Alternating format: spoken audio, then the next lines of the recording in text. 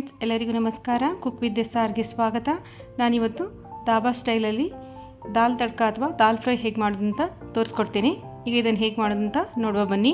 ನಾನಿಲ್ಲಿ 1 ಕಪ್ ಆಗುವಷ್ಟು ತೊಗರಿಬೇಳೆಯನ್ನು ತಗೊಂಡಿದ್ದೀನಿ. ಹಾಗೆ 2 ಟೇಬಲ್ ಸ್ಪೂನ್ನಷ್ಟು ಕಡಲೆಬೇಳೆ, ಹಾಗೆ 2 ಟೇಬಲ್ ಸ್ಪೂನು ಚನ್ನಂಗಿ ದಾಲ್ ಅಥವಾ ಮಸೂರ್ ದಾಲ್ ತಗೊಂಡಿದ್ದೀನಿ.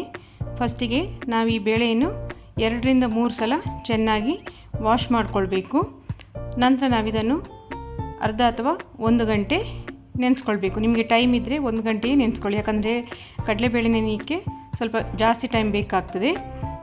ನಂತರ ನಾವಿದನ್ನು ಕುಕ್ಕರಲ್ಲಿ ಹಾಕ್ಕೊಂಡು ಬೇಯಿಸ್ಕೊಳ್ಬೇಕು. ನಾನೀಗ ಇದನ್ನು ಕುಕ್ಕರಲ್ಲಿ ಹಾಕ್ಕೊಳ್ತಾ ಇದ್ದೇನೆ. ಹಾಗೆ ಬೇಯಲಿಕ್ಕೆ ಅಗತ್ಯ ಇರುವಷ್ಟು ನೀರು, ನಂತರ 1 ಹಸಿಮೆಣಸು, ಹಾಗೆ 1 ಇಂಚು ಶುಂಠಿಯನ್ನು ಉದ್ದಕ್ಕೆ ಹೆಚ್ಚಿಬಿಟ್ಟು ಹಾಕ್ತಾ ಇದ್ದೇನೆ. ಹಾಗೆ ಸ್ವಲ್ಪ ಅರಿಶಿನ, ಹಾಗೆ 1 ಸಣ್ಣ ಸ್ಪೂನಲ್ಲಿ ತುಪ್ಪವನ್ನು ಹಾಕ್ಕೊಂಡು ಕುಕ್ಕರ್ ಮುಚ್ಚಳವನ್ನು ಮುಚ್ಚಿ 8 ರಿಂದ 10 ವಿಷಲ್ ಕೂಗಿಸ್ಕೊಳ್ಬೇಕು. ಯಾಕಂತ ಹೇಳಿದರೆ ಬೇಳೆ ಚೆನ್ನಾಗಿ ಬೇಯಬೇಕು. ಹಾಗಾಗಿ 8 ರಿಂದ 10 ವಿಷಲ್ ಬೇಕಾಗ್ತದೆ. ಈಗ ಇದು ಆಗಿದೆ ನೋಡಿ, ಎಷ್ಟು ಚೆನ್ನಾಗಿ ಬೆಂದಿದೆ ಬೇಳೆ.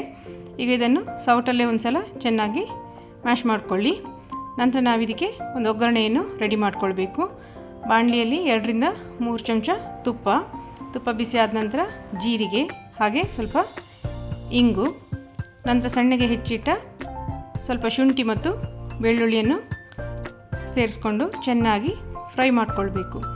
ಇದು ಚೆನ್ನಾಗಿ ಫ್ರೈ ಆದ ನಂತರ ನಾವು ಸಣ್ಣಗೆ ಹೆಚ್ಚಿಟ್ಟ 2 ಮಧ್ಯಮ ಗಾತ್ರದ ಈರುಳ್ಳಿಯನ್ನು ಹಾಕ್ಕೊಂಡು ಈರುಳ್ಳಿ ಹಸಿ ವಾಸನೆ ಹೋಗೋ ತನಕ ಚೆನ್ನಾಗಿ ಫ್ರೈ ಮಾಡಿಕೊಳ್ಬೇಕು. ಫ್ಲೇಮ್ ಹೈಯಲ್ಲೇ ಇರಲಿ, ಯಾಕಂದರೆ ನಾವು ಡಾಬಾ ಸ್ಟೈಲಲ್ಲಿ ಮಾಡುವ ಕಾರಣ ಸ್ವಲ್ಪ ಸ್ಮೋಕಿ ಸ್ಮೆಲ್ ಬರಬೇಕು. ಹಾಗಾಗಿ ಫ್ಲೇಮನ್ನು ಯಾವತ್ತೂ ಹೈಯಲ್ಲೇ ಇಟ್ಕೊಳ್ಳಿ. ನಂತರ ನಾನಿಲ್ಲಿ 2 ಮಧ್ಯಮ ಗಾತ್ರದ ಟೊಮೆಟೊವನ್ನು ಸೇರಿಸ್ಕೊಂಡು ಟೊಮೆಟೊ ಸಾಫ್ಟ್ ಆಗೋ ತನಕ ಚೆನ್ನಾಗಿ ಫ್ರೈ ಮಾಡ್ಕೊಂಡಿದ್ದೇನೆ. ನಂತರ ನಾವಿದಕ್ಕೆ ಅರಿಶಿನ, ಖಾರ ಪುಡಿ, ಧನಿಯಾ ಪುಡಿ ಮತ್ತು ಗರಂ ಮಸಾಲೆ ಎಲ್ಲವೂ 1 ಚಮಚ ಸೇರಿಸ್ಕೊಂಡಿದ್ದೇನೆ. ಹಾಗೆ ರುಚಿಗೆ ತಕ್ಕಷ್ಟು ಉಪ್ಪನ್ನು ಕೂಡ ಸೇರಿಸಿ ಚೆನ್ನಾಗಿ ಫ್ರೈ ಮಾಡಿಕೊಳ್ಬೇಕು. ಇದು ತಳ ಹಿಡಿಯದ ಹಾಗೆ ನಾವು ಸ್ವಲ್ಪ ಬಿಸಿನೀರನ್ನು ಸೇರಿಸ್ಕೊಳ್ಬೇಕು. ಈಗ ನಾನು 1/4 ಲೋಟ ಆಗುವಷ್ಟು ಬಿಸಿ ನೀರನ್ನು ಸೇರಿಸ್ಕೊಂಡಿದ್ದೀನಿ. ದಾಲ್ ಮಾಡಬೇಕಾದ್ರೆ ನೀವು ಯಾವಾಗಲೂ ಒಂದು ಪಾತ್ರೆಯಲ್ಲಿ ಸೈಡಲ್ಲಿ ಬಿಸಿನೀರನ್ನು ಕುದಿಲಿಕ್ಕೆ ಇಟ್ಕೊಂಡ್ಬಿಡಿ. ದಾಲಿಗೆ ನೀರು ಸೇರಿಸ್ಬೇಕಾದ್ರೆ ತಣ್ಣೀರನ್ನು ಸೇರಿಸ್ಕೊಳ್ಬೇಡಿ, ಬಿಸಿನೀರೇ ಸೇರಿಸ್ಕೊಂಡ್ರೆ ಚೆನ್ನಾಗಿರ್ತದೆ. ಇದು ಚೆನ್ನಾಗಿ ಕುದ್ದ ನಂತರ ನಾವು ಬೇಯಿಸಿಟ್ಕೊಂಡಂಥ ಬೇಳೆಯನ್ನು ಸೇರಿಸ್ಕೊಂಡು ಅಗತ್ಯ ಇರುವಷ್ಟು ನೀರನ್ನು ಕೂಡ ಸೇರಿಸ್ಕೊಳ್ಳಿ. ನಾನಿಲ್ಲಿ ಬಿಸಿನೀರನ್ನೇ ಸೇರಿಸ್ಕೊಂಡಿರೋದು. ಇದನ್ನು ಚೆನ್ನಾಗಿ ಮಿಕ್ಸ್ ಮಾಡಿಕೊಂಡು ಕುದಿಲಿಕ್ಕೆ ಬಿಡಬೇಕು. ಇದು ಕುದಿಲಿಕ್ಕೆ ಒಂದು 8 ರಿಂದ 10 ನಿಮಿಷ ಟೈಮ್ ಬೇಕಾಗ್ತದೆ. ಈಗ ನಾನು ಕೊತ್ತಂಬರಿ ಸೊಪ್ಪು ಹಾಗೆ ಮನೆಯಲ್ಲೇ ಮಾಡಿಕೊಂಡಂಥ ಒಂದು ತುಂಡು ಬೆಣ್ಣೆಯನ್ನು ಸೇರಿಸ್ಕೊಂಡಿದ್ದೀನಿ. ನಿಮ್ಮ ಹತ್ರ ಚೀಸ್ ಇದ್ದರೆ ಅಥವಾ ಬಟರ್ ಇದ್ದರೆ ಅದನ್ನು ಕೂಡ ನೀವು ಸೇರಿಸ್ಕೊಳ್ಬೋದು.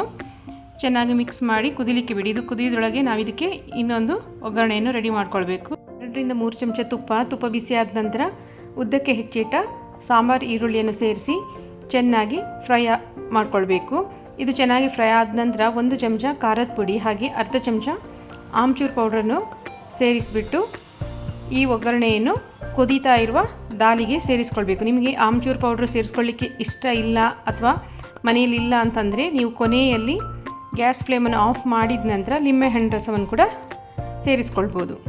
ಇದನ್ನೊಂದು 5 ರಿಂದ 6 ನಿಮಿಷ ಚೆನ್ನಾಗಿ ಕುದಿಸ್ಕೊಳ್ಬೇಕು.